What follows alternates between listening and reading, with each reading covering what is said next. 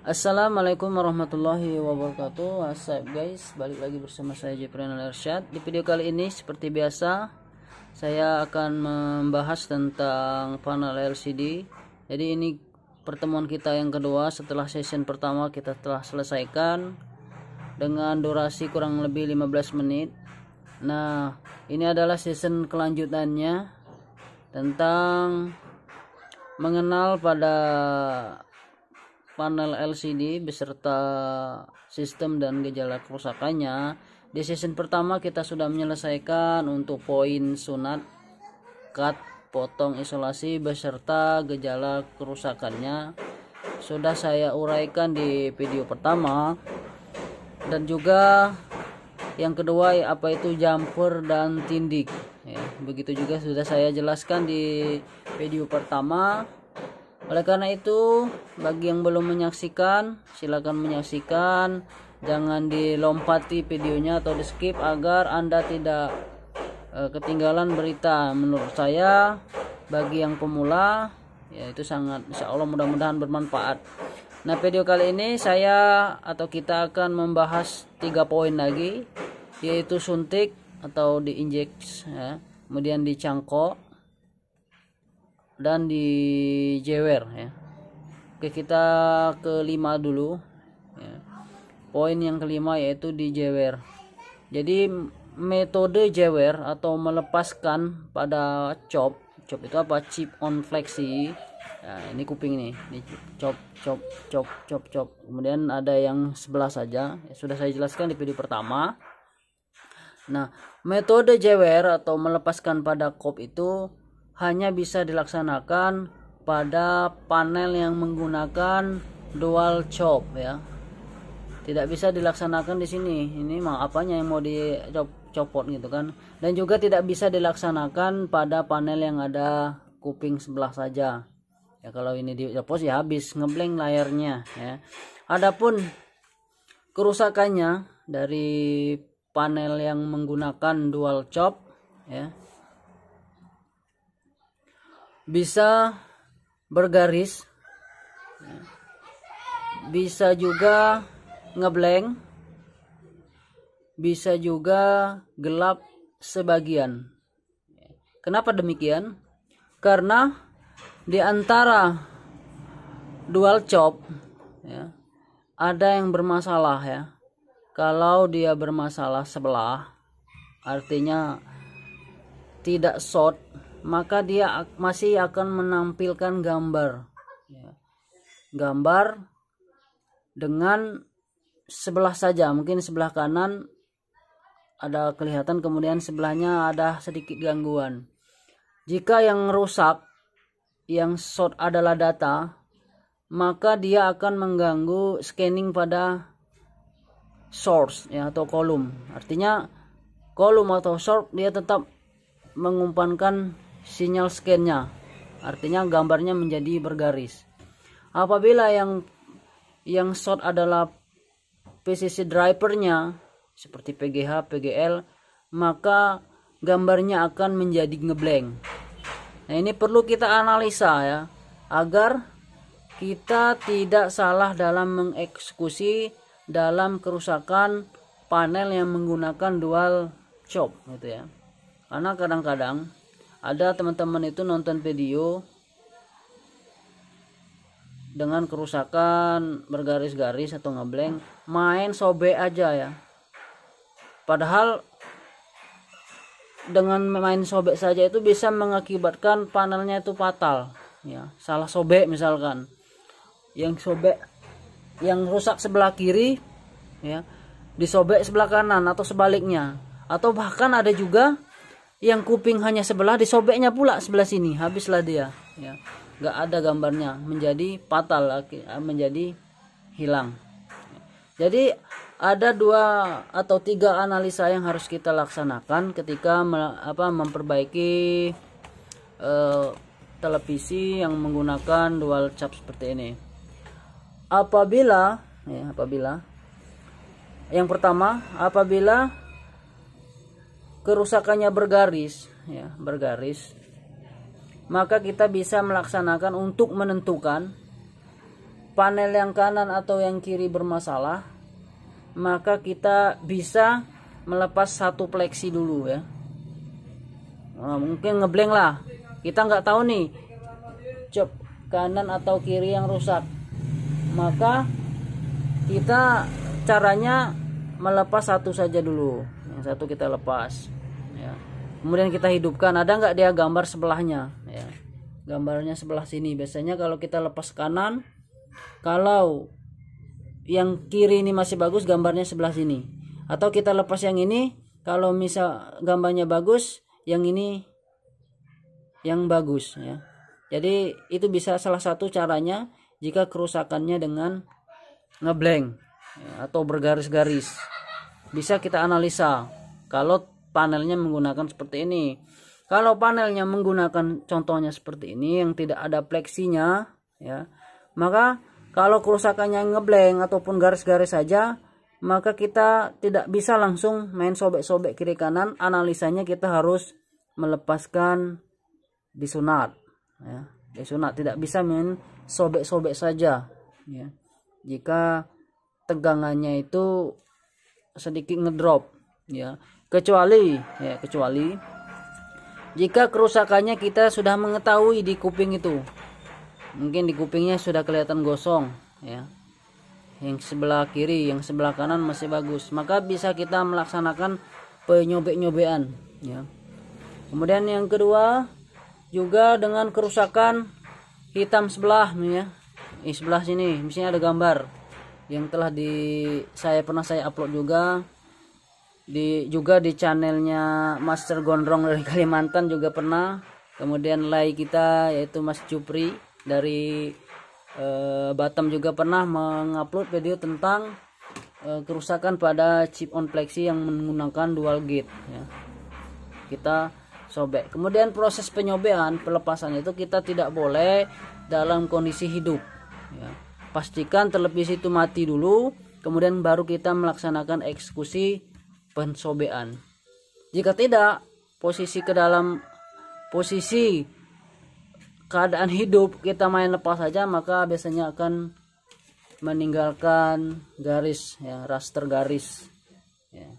Jadi intinya kita harus cerdas, jangan cepat mengambil kesimpulan ya, main sobek-sobek aja, bergaris-garis, wah sobek kiri, padahal bukan itu maksudnya ya. Jadi kita analisa dulu ya, ini sedikit dari masalah sobek menyobek. Kemudian jewer atau sobek sudah, kemudian suntik ataupun injek yang biasanya kita laksanakan pada panel yang dual gate yang tidak menggunakan kuping ya. Kerusakannya yaitu slow motion atau scan-nya terganggu karena tegangan high low atau apa yang disebut biasanya periodik ya, itu terganggu karena mungkin ya resistansi atau jalurnya itu sudah mulai renggang ataupun rusak. Maka yang kita laksanakan adalah memodifikasi ya, sekali lagi modifikasi yang telah saya uraikan di video season pertama apa itu modifikasi dengan cara meninjek atau mensuntik tegangan high low-nya. High itu apa? High itu adalah tegangan tinggi, low itu adalah tegangan minus, yaitu PGH dan PGL. Oke. Pada panel LG ya, pada panel LG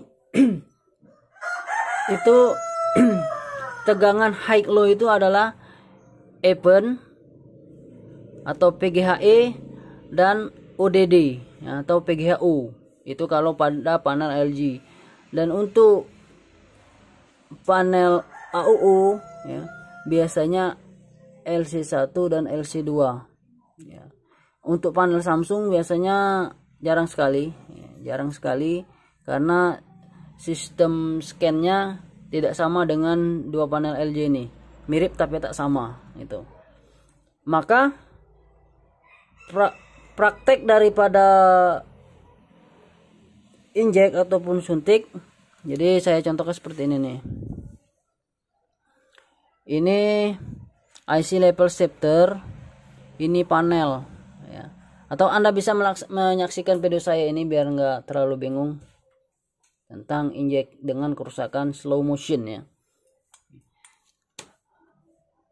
Jadi slow motion itu ada dua ya, panel yang berkuping bisa juga slow motion. Itu dikarenakan tegangan PGH-nya putus ya. Itu kalau pada kasus yang berkuping. Jadi kita tinggal tindik saja atau jumper saja ke bagian PGH. Tetapi beda lagi kalau yang rusaknya itu yang tak punya kuping ya. Caranya adalah kita, ini contohnya tegangan PGH open ya, dan ini adalah PGH ODD. Kemudian ini PGH, kemudian PGL. Nah, cara menyuntiknya, cara menginjeknya ya, kita harus memotong dulu dua jalur ya, dua jalur PGH open ataupun PGH ODD, biasanya ada tulisannya, atau LC1 ataupun LC2. Pastikan ini kita putus ya.